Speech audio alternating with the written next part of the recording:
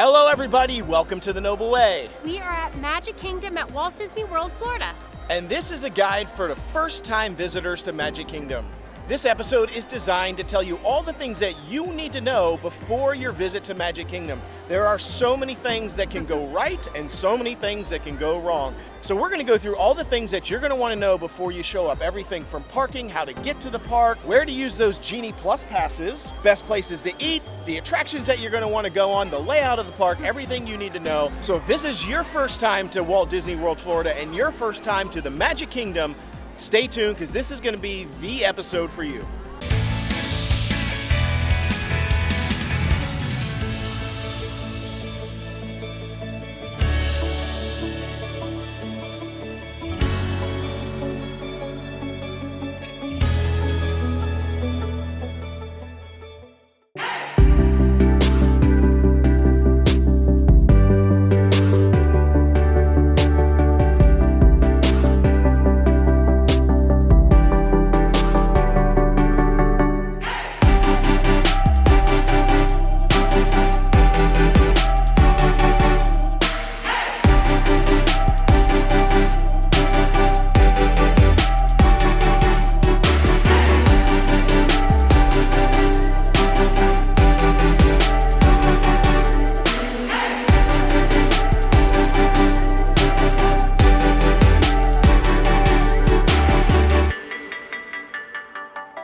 Here we are at Magic Kingdom. This is the original, the iconic park that everyone thinks of when they think of Walt Disney World. Now, Disneyland in California was obviously created first, and then this is sort of a mimic slash sort of replica of Disneyland that they put in Orlando, Florida as part of Walt Disney World. But in my opinion, the Magic Kingdom here in Walt Disney World is much better than Disneyland. And as you can see behind me, this Cinderella Castle, I think it is much more beautiful, and it's a lot bigger than the Sleeping Beauty Castle in Disneyland. So it is amazing. The Magic Kingdom opened in 1971, and when it originally opened, the Contemporary Hotel and the Polynesian Hotel opened with it. So those were the two original hotels with the monorail loop that led into the Magic Kingdom. First things first, we got to figure out how do we actually get to Magic Kingdom. It's a little bit different than some of the other parks. So the interesting thing about Magic Kingdom is there are a ton of different ways to get to Magic Kingdom. You can get here by bus, which is the typical route that most people are going to take from their resorts. Walt Disney World provides transportation via buses for all of its hotels to all of its parks for all resort guests. But the Magic Kingdom has a few other options. You have the monorail option. You can actually take a monorail from specific resorts like the Contemporary, the Polynesian, and the Grand Floridian. You can take a monorail directly to Magic Kingdom. You can also take boats. Yeah. So boats will actually take you directly to Magic Kingdom. You can take a boat from the Wilderness Lodge and some other specific hotels. And the biggest difference for Magic Kingdom is that for people who drive to the park, you can't actually park at Magic Kingdom. You have to park at a place where we are right now, which is the Transportation and Ticket Center. The Transportation and Ticket Center is a sort of holding area, a parking lot, if you will, before you get to Magic Kingdom. You'll park your car here at Transportation and Ticket Center, and then you have two options to get to Magic Kingdom from Transportation and Ticket Center. You can hop on the monorail, which is right above me here, as you can see, or you can take the ferry boat. There is a ferry that runs directly between Transportation and Ticket Center and Magic Kingdom. Which option is the best? It's really up to you. It doesn't really matter. They're about the same amount of time regardless. I say the monorail is probably a little bit faster option because they do come more regularly than the ferry, but the ferry holds a lot more people.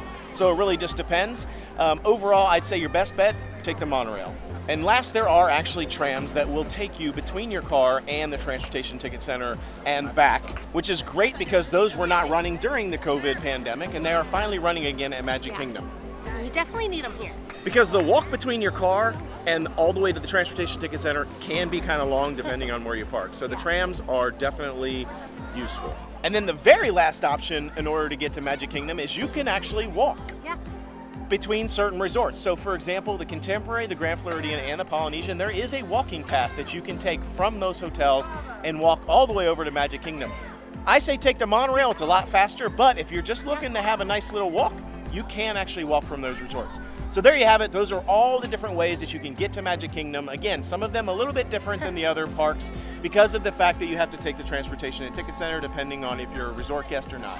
And it is for this reason that we highly recommend always taking the Disney transportation to get to Magic Kingdom. Some of the other parks like Epcot and Animal Kingdom, even if you're a resort guest, it's often actually faster to just drive than it is to actually take the Disney provided transportation. But for Magic Kingdom, you're definitely going to want to take the bus or other transportation because it will drop you off right in front of Magic Kingdom. You don't have to go through the transportation ticket center.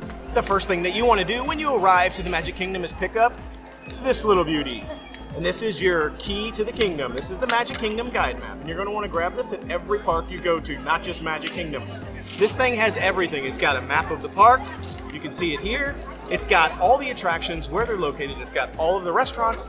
It's got all of the information, including where all the restaurants are, and it even has the ride height requirements. Now, the one thing that this map does not have, unfortunately, is the times for the parades, the fireworks, and things like that. So, you're going to want to actually download the My Disney Experience app for that if you don't already have it. If you don't know what the My Disney Experience app is, get familiar with it real quick. But you're going to want to download it on your phone. That's where it has all the ride wait times, and it has when the parades are, when the fireworks are. You can mobile order your food from the My Disney Experience app. You can mobile order your merchandise in the stores instead of having to wait in the long lines. Easier. So definitely download that app. Yeah. But get this guidebook, familiarize yourself with it as soon as you walk into the park, and get the My Disney Experience app because the times are unfortunately not in this. So that's the very first thing you're going to want to do as soon as you get to the Magic Kingdom Park. And these are available outside at the kiosk before you even get into the park, and they're available inside the park as well. Let's talk a little bit about the layout of Magic Kingdom. It's laid out in sort of a circle, almost like a bicycle wheel, if you think about it. So in the center of the bicycle wheel is where the Cinderella Castle is, which is where we're at right now. So this is sort of like the center of the wheel. And then there are essentially 6 areas that radiate out from that center area. The first area is Main Street USA, which you see when you come in. It's sort of a long strip.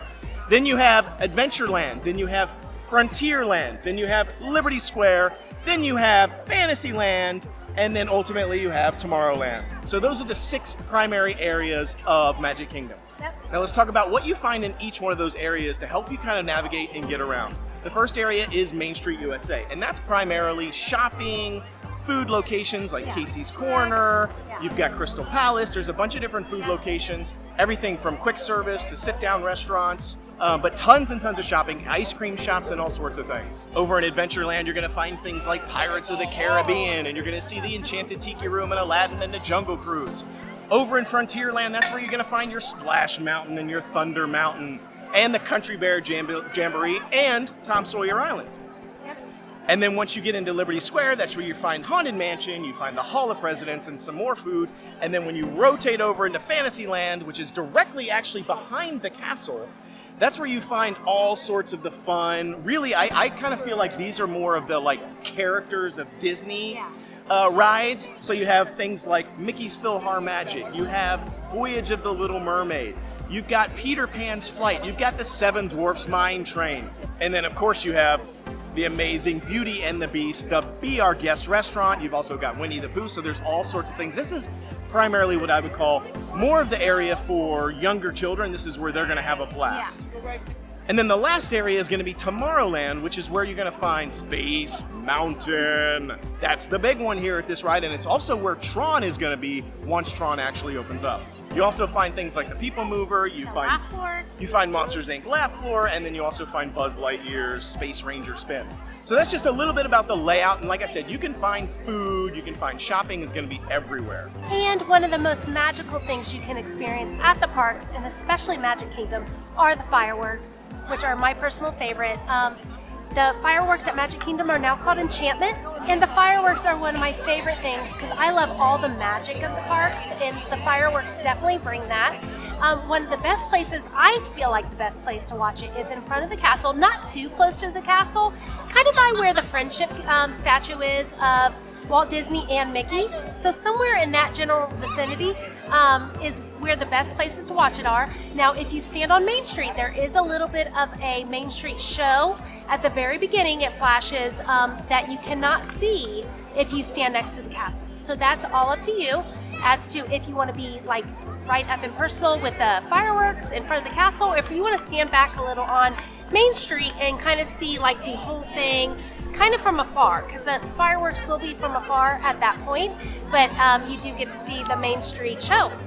And to check for show times, you need to go on the My Disney Experience app and check for the show times of the fireworks.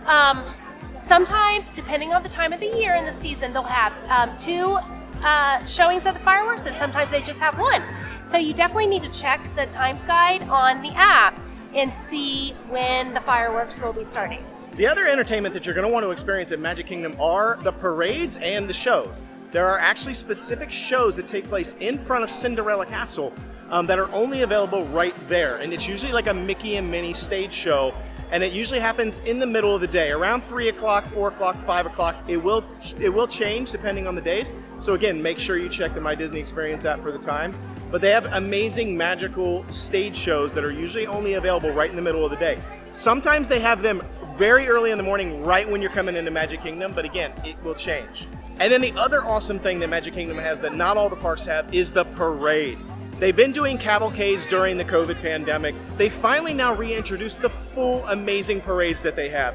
And the one that they're currently running is called the Festival of Fantasy Parade, which has an awesome, amazing dragon in it that breathes fire and all sorts of things, but it is an amazing parade.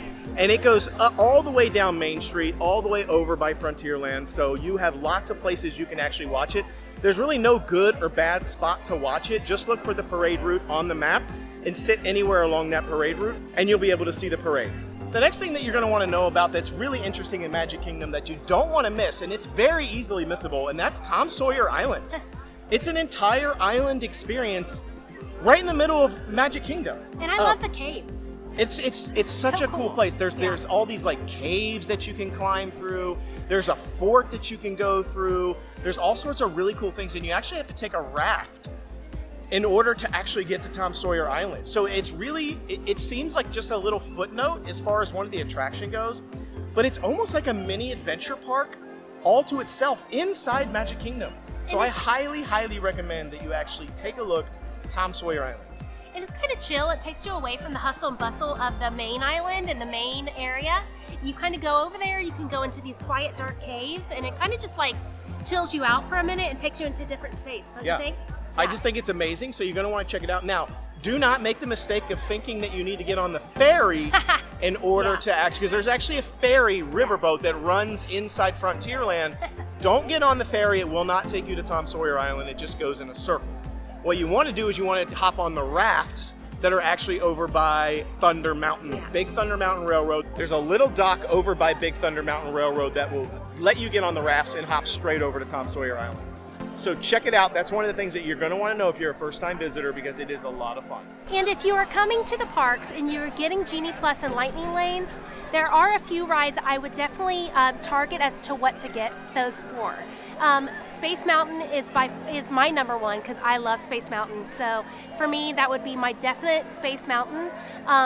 Splash Mountain, another one of my favorites. You will get wet, but definitely get it for that. Thunder Mountain, and you definitely need to get one for Seven Dwarfs Mine Train. There is always a long wait for that, always, at all times of the day. So you definitely need a Genie Plus or Lightning Lane for that ride.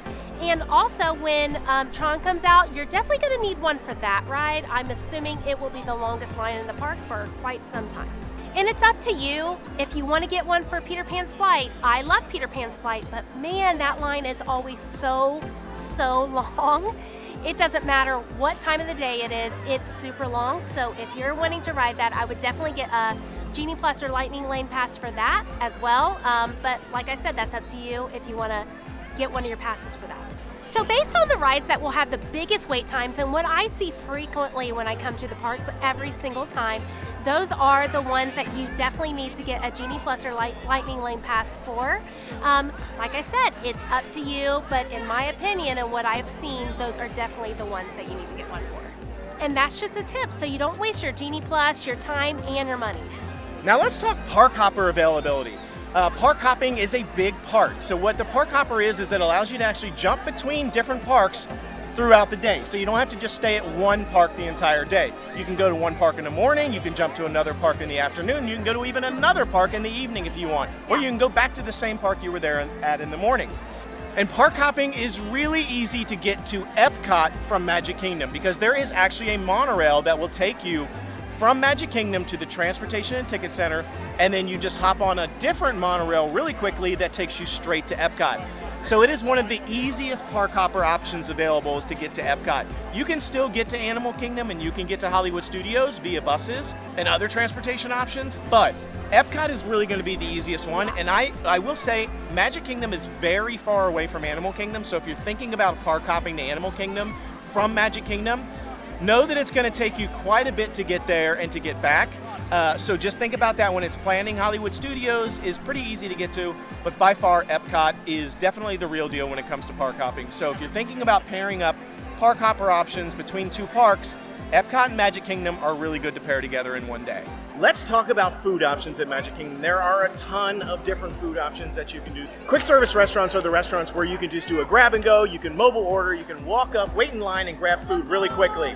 So quick service, there are a lot of quick service options for you. There are, and I'm just going to list a few of the key ones that you're going to want to remember, you're going to want to look at. There are a lot of food options, but these are probably going to be the 4 best ones. And that's going to be Casey's Corner, which is right on Main Street. There's going to be Pinocchio House, which is in Fantasyland. Cosmic Ray Cafe, which is probably one of my favorites, and that's burgers and fries and hot dogs, and that's over in Tomorrowland. And then the last one is Pecos Bill, which is awesome Mexican food, and it's way over there in Frontierland. So those are going to be the big 4. There are other ones available, and you can check them out. They'll be in the guide map. But to me, these are the best 4 that you're going to want to take a look at if you want quick service. Let's talk about the table service restaurants. There are several table service restaurants at Magic Kingdom you definitely need to have a reservation for. They do have walk-up capacity, but it is very highly recommended you get a reservation. Here's the restaurants you want to get a reservation for.